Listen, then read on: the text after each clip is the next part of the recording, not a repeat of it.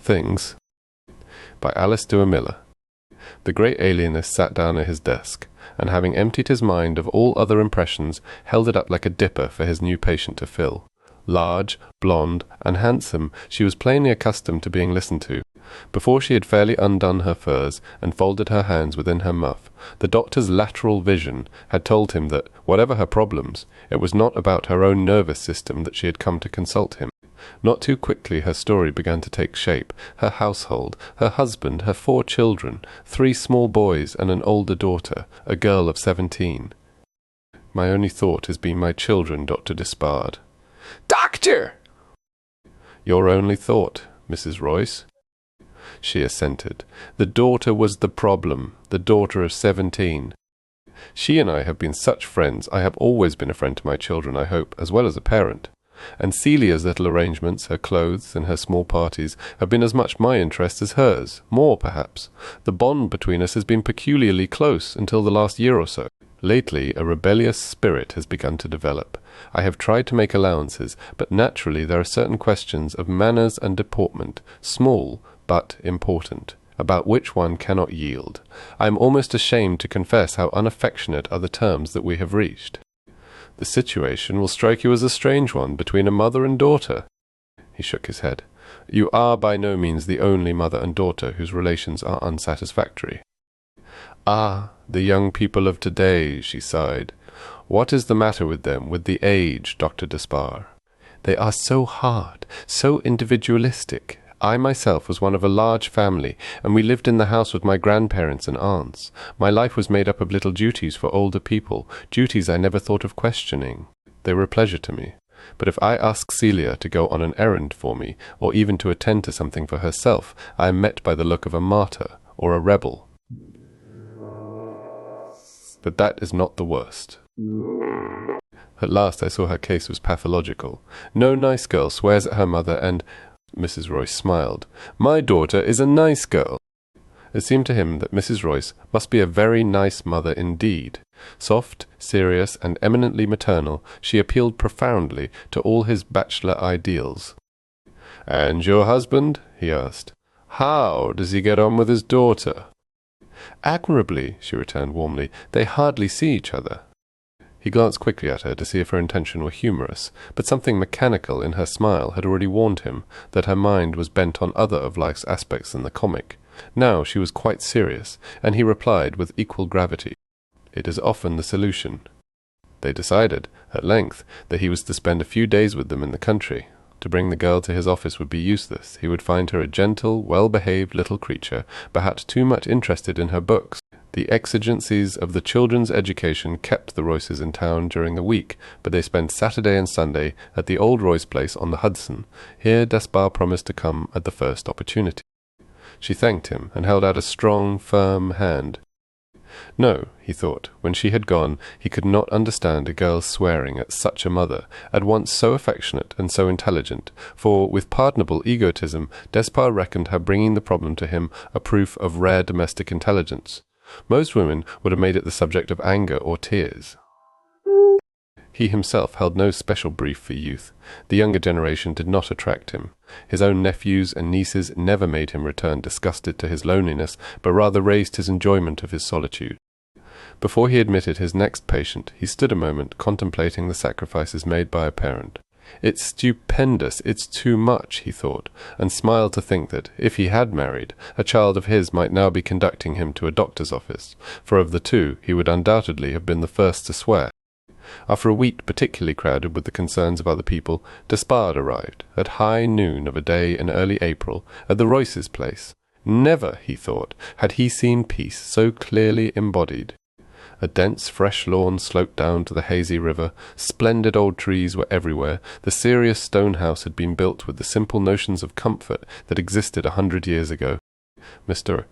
Royce, who met him at the station, seemed a peaceful sort of person too, a man whose forebears had been more like fairy godparents than ordinary ancestors, for they had given him a handsome, healthy body, a fair fortune, a respected name, and, best of all, an unquestioning belief in all the institutions of his own time, such as matrimony, the 10 Commandments, and the blessings of paternity.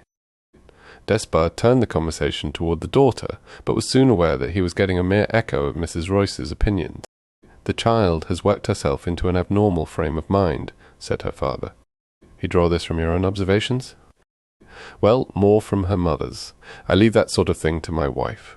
She has great cares, great responsibilities. She takes life almost too seriously." He sighed. For a few minutes he spoke on the subject with extraordinary vividness. Despard was quick to recognize expert knowledge, and Royce, with something approaching a blush, admitted that he did understand the care of native trees. "I have sometimes thought of writing a book about it," he said timidly. "You certainly should. You certainly should." "Ah, it's so difficult to find time." Despard smiled. Who had leisure if this favoured being had not? He himself, without 1 hour in the 24 that he could call his own, was already at work on his third. He met the whole family assembled at luncheon, a pale German governess, 3 little boys, and the dark-eyed Celia, sweet-mouthed but sullen. Despard, who had had no breakfast, thought more than he would have confessed about the victuals set before him. Any family ought to be amiable, he thought. On food at once so simple and delicious, his opinion of Mrs. Royce rose still higher. Within the next hour he came to the conclusion that, in spite of his extended knowledge of American interiors, he had never before been in a really well-appointed house. A house, that is, where one wise and affectionate person directed every detail. Mrs. Royce, he found, knew every aspect of her home. She not only knew her flowers almost as individuals, but she knew the vase and the place where each appeared to the best advantage. She knew better than her husband which chair he liked, where he kept his cigars, and which little table would be best at his elbow. Nor was her consideration confined to her own family.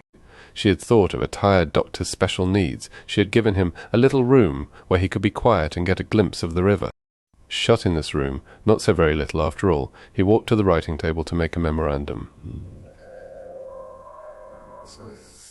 It had more than once happened to him to find, in a house accounted luxurious, only a dry, encrusted inkstand in the spare room. Never was ink so fluently, greenly new. Never was blotting paper so eagerly absorbent. He noticed, besides 3 sizes of paper and envelopes, that there were cable blanks, telegraph blanks, and postal cards, as well as stamps of all varieties. It was not Despard's habit to notice life quite as much in detail as this, but now it amused him to pursue the subject. Luxury he knew, but this effective consideration he rated as something higher. He had arrived on a Friday, and on Sunday at 5. Things were apt to happen by a schedule in the Royce household. He was to give his report on Celia.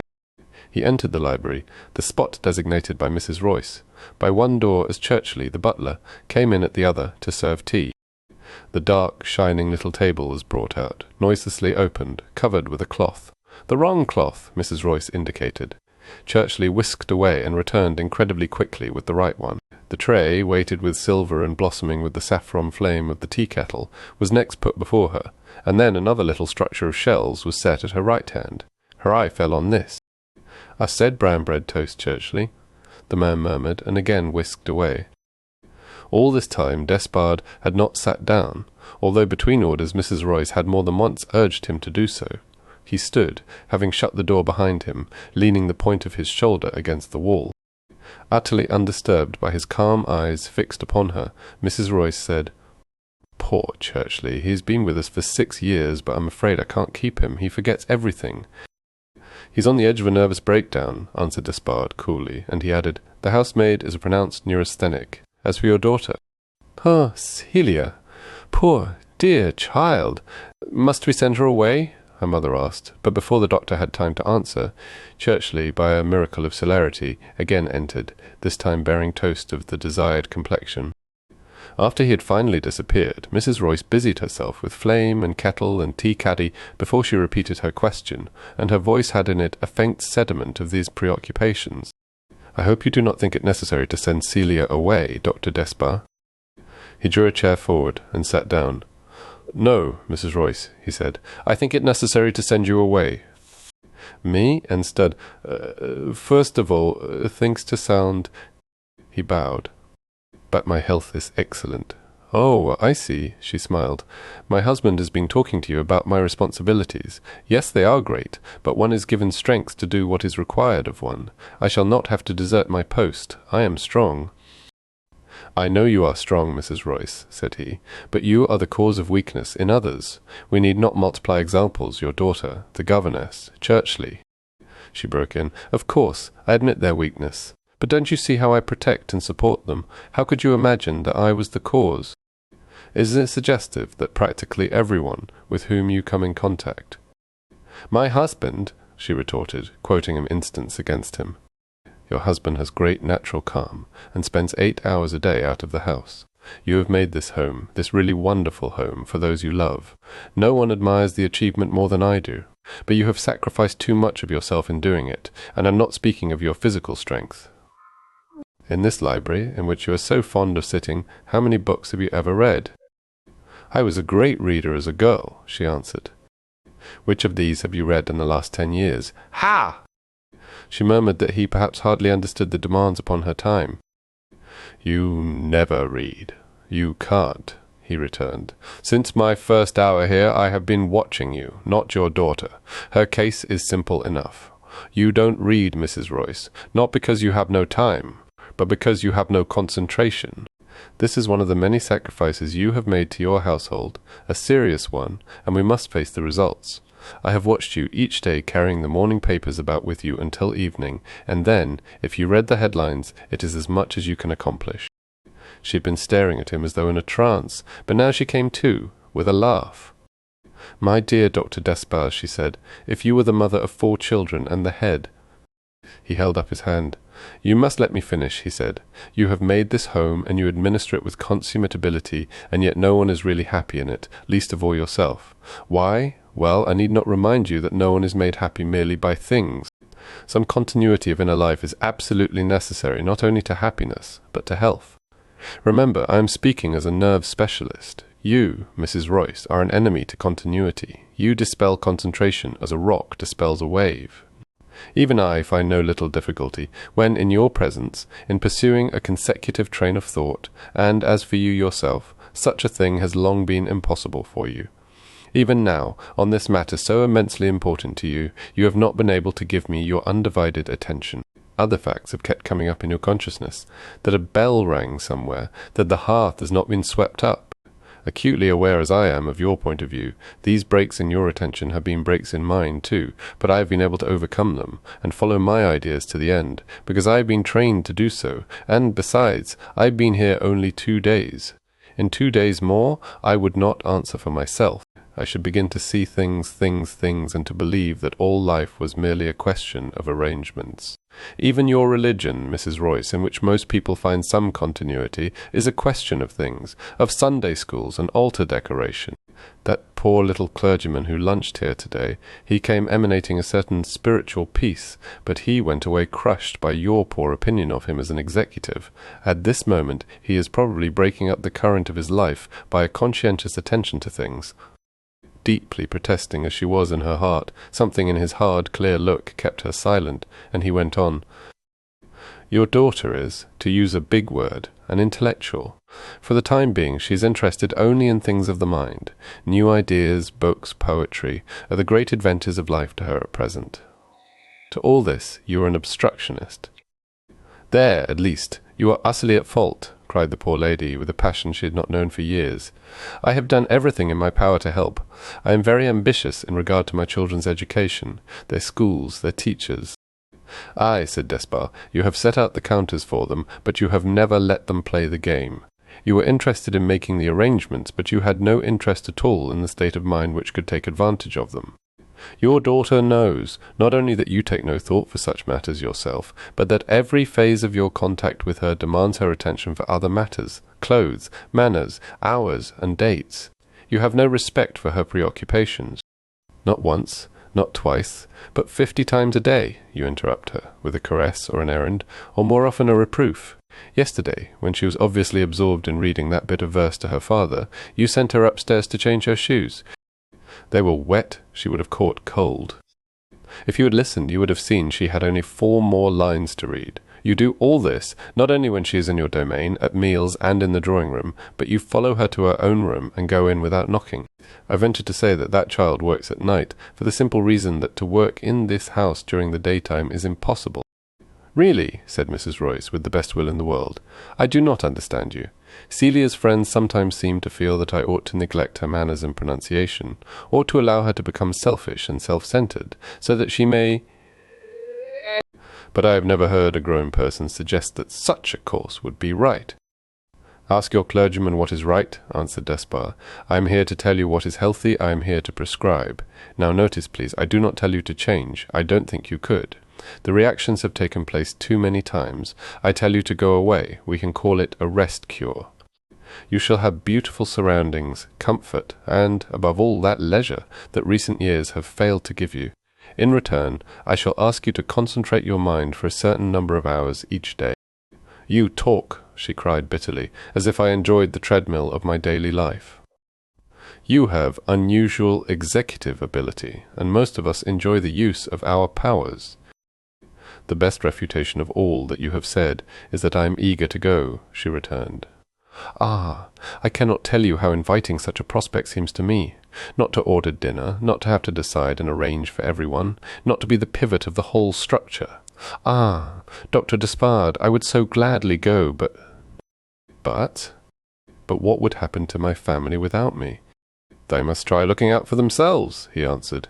He glanced at his watch, for he was to take a train that afternoon, and Mrs. Royce collected herself enough to touch the bell. During this interval, Despard walked to the window and stood looking out.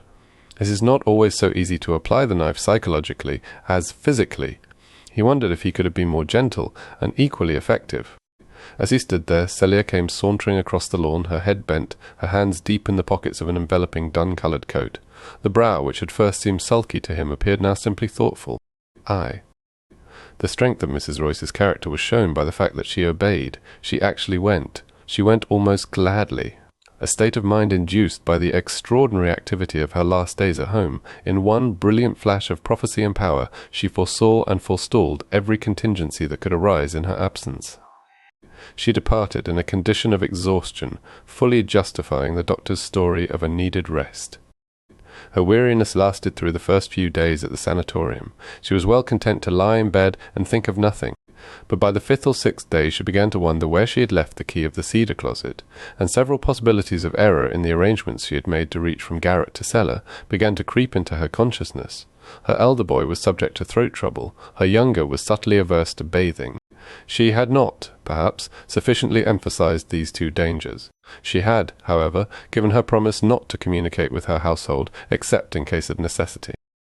Conscientious in her determination to do what she had set out to do, she took out some of the books she had brought with her, but they seemed an unsatisfactory lot, the novels trashy, the essays dull, the history heavy. Strange, she thought, how people will recommend books which really did not even hold one's attention.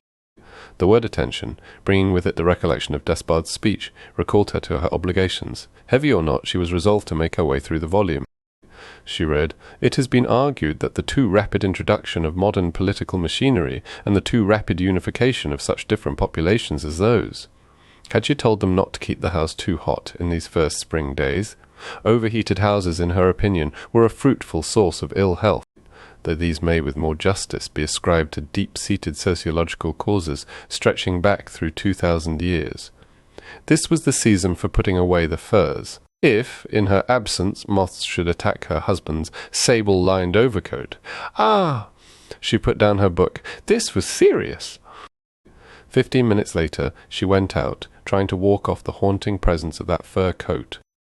There was something not a little heroic in her struggle with temptations, staying on while every notion she had heretofore considered righteous called to her to go back. Hideous pictures of ruin and discomfort at home floated before her mind. She had to admit she found a certain grim satisfaction in such visions. They would at least prove to Despard how little the modern family is able to dispense with the services of the old-fashioned mother. She was human enough to be eager to prove him wrong in essentials, for in minor matters he had shown himself terribly accurate. With unlimited leisure on her hands, she was surprised to find how little enjoyment she derived from her books. She read herself to sleep with a novel every night. but it was enough for her to open one of the more serious works for her mind to rush back to the old domestic problems. Her eyes alone would read the printed page. Her life seemed hideously vacant, empty, as she put it, of all affection, but it was also empty of all machinery, perhaps the greater change of the two. She had no small duties, no orders to give, no mistakes to correct. She was not forbidden to communicate with Despard, and at the end of a week she telegraphed him that she was going home. He came to her at once. "I am doing what I know to be wrong," she broke out. "I am neglecting my family." "You are doing what your medical adviser orders." "Yes," she answered, "but can you guarantee that nothing will happen in my absence? Will it be any comfort to me, if things go wrong, to say that I was obeying orders?" He did not directly answer this question, which had been largely rhetorical in intention. Instead, he said, "Yes, I suppose you are dreadfully bored." She checked an impulse toward complete denial. He had stated half the truth. She was bored, but she tried to make him see that there was more than that in her attitude. He, a man and a bachelor, could hardly realize how serious might be the results of a mother's protracted absence. He had at times a trick, irritating to Mrs. Royce, of replying to something slightly different from the thought one had expressed. He did so now. "And if they do miss you," he said, "won't that be a help?" Yes, certainly, it would be a help, and it was perhaps that thought which kept her on day after day, the thought that they were missing her in every detail of life, the belief that the daily service, the commonplace sacrifice of an existence like hers, could only be realized by its cessation.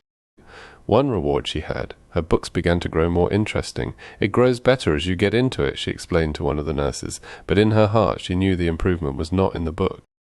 At last the night came when she had a dream, more poignant, more vivid than any material message could have been, a dream of disaster at home. She was not a superstitious woman, but the impression already in her mind was immensely deepened. She was needed at home. That was her place. What madness it had been for her to go away, and what a selfish madness, made up partly of desire to rest and partly of a wish to prove Despard wrong. She might have cause to reproach herself for the remainder of her life. She could forgive him all that she herself had suffered, removed from her work, deprived of all occupation and happy home activities, but if anything had gone wrong with those she loved. That very afternoon she went home. Once inside her own gates she began to see signs of her 3 weeks' absence. Although the grounds were nominally her husband's charge, the standard since her departure had evidently been lowered. The gutters were but half cleared, and the gravel unraked. The appearance of the house confirmed her fears. The window curtains had not been changed. 62 dirty window curtains seemed to her to offer but a dreary welcome. In spite of sunshine, the rainy day doormat greeted her, left from the day before, which had been rainy, and the brasses of the door, though not actually tarnished, lacked that Elysian brightness on which she herself insisted. As she mounted the steps, 2 of the boys came running up, hugging and cawing at her with hands on which she caught a glimpse of the lustrous veneer of dirt. They were so glad to see her, and little Louis had been ill. Her heart stood still. "Oh, only a cold. Where was he?" she asked them, and when they said, "Oh, horror!" out with the governess in the pony cart, she sent them racing after him. The darkest forebodings filled her mind as to what she would find within. She rang, and after an interval, too long by several minutes, Churchley opened the door. For an instant his appearance drove all other thoughts away. "Why, Churchley," she cried, "you have been putting on weight." Churchley acknowledged the imputation with a smile that approached dangerously near a dimple. "Yes, madame," he said, "I've taken a great turn for the better," and he asked sympathetically after her own health. She made no answer, but, turning her head away from the staircase, in whose crevices she had already detected faint grey lines of dust, she moved toward the library door, which Churchley quietly opened for her. She saw with a shock that the arrangement of the furniture, an arrangement sanctified by 20 years of habit, had been altered. 2 desks had been drawn near the windows without any respect for symmetry, and at these, back to back, her husband and daughter were sitting. The cellier should bring her schoolbooks to the library, though unusual, was not unnatural, but the sight of Royce at work on page after page of foolscap was something requiring an explanation. The room was perfectly quiet, except for the scratch of his pen and the ticking of the clock, and Mrs. Royce decided that she would stand there silent until some other interruption occurred. It could not be very long before a servant entered, or they themselves would weary of this work. but the silence continued. Once Royce took out a book and glanced at some reference. Once Celia got up and lighted the lamps for both, but neither of them spoke. For a long time Mrs. Royce stood there, transfixed by a curious conviction that came to her as she watched, the conviction that this silence carried with it a more perfect companionship than all her long talks with her husband had ever brought. Of course, she had long since realized that, as gradually as one season melts into another, her relationship to her husband had changed. Changed inevitably, she had imagined, from the poetry of first love into something that resembled the prose of a business partnership. To her, the change was not altogether to be regretted. In her eyes, the business of being the head of a man's house and the mother of his children was still charged with the romantic idea. But for the first time, it now occurred to her to ask whether the change had been equally satisfactory to him. She admitted that a certain charm, a certain stimulation had gone from their affection, but never before had she thought, as she was thinking now, that the quality most conspicuously absent was intimacy. How was such a thing possible when she had lived 20 years of her life with him in perfect amity? Yet, standing there, she saw that for many years she had not had the least conception of what had been going on in his mind. She had used the word business partnership, and, naturally, when they were together, they often discussed the details of the business. Only now she remembered that it was always in her department that the problems for discussion arose. Royce seemed to be able to manage his end of it without consultation. Why was this?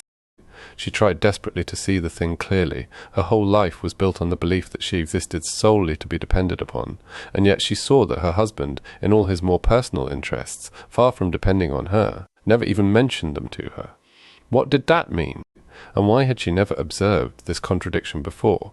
Could it be that, after all, she was not dependable, or had some unreckoned factor in his life rendered Royce more self-reliant than he had been in the early days of their marriage? And at this point, before she realized her intention, she heard her own voice saying, "Celia, my dear, your lamp is flaring."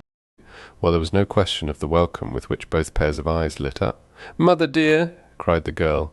Both overwhelmed her with solicitude about her health. She did not have to ask after theirs. Never were two rosier, more unlined faces than theirs.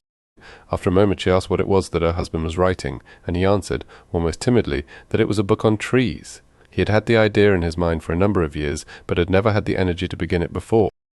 "Why not?" she asked almost sharply, but before he had time to answer, and it was evident he himself had no idea of the real answer. "And what do you think, Mother? I've won the prize for composition at school. I had the idea the very night you went away, and I've worked and worked over it, and they all say that it is much better than anything I ever did before." "Aren't you glad?" Yes, her mother was glad, but a strain of bitterness mingled with her rejoicing. Was it indeed her absence that had released all the vital energy? One hope lingered unacknowledged in her breast. She turned to her husband. "And have they made you comfortable since I went?" she asked. "Oh, perfectly," he replied. "Everything has gone without a hitch, thanks to your arrangements." "Yes," Celia chimed in. "The servants have been too wonderful. They've done everything just as if you were at home, only better." Mrs. Royce looked round the room, where to her eye everything was wrong. The corners dusty, the lamps ill cared for, the sofa pillows rumpled, and the tea-tray, which ought to have been removed, still standing disordered in a corner. She stretched her hand toward the bell to ring and order it taken away, and then, checking herself, she sank back and folded her hands idly in her lap.